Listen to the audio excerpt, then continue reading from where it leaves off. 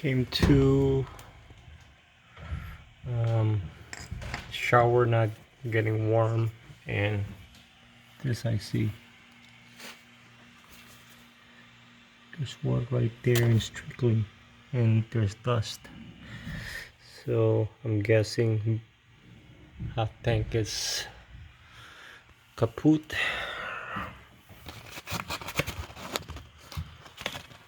House is 15 years old.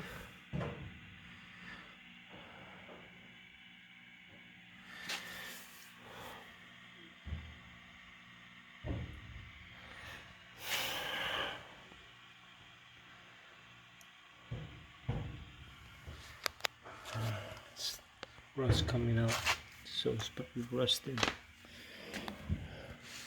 I don't think it has ever been drained.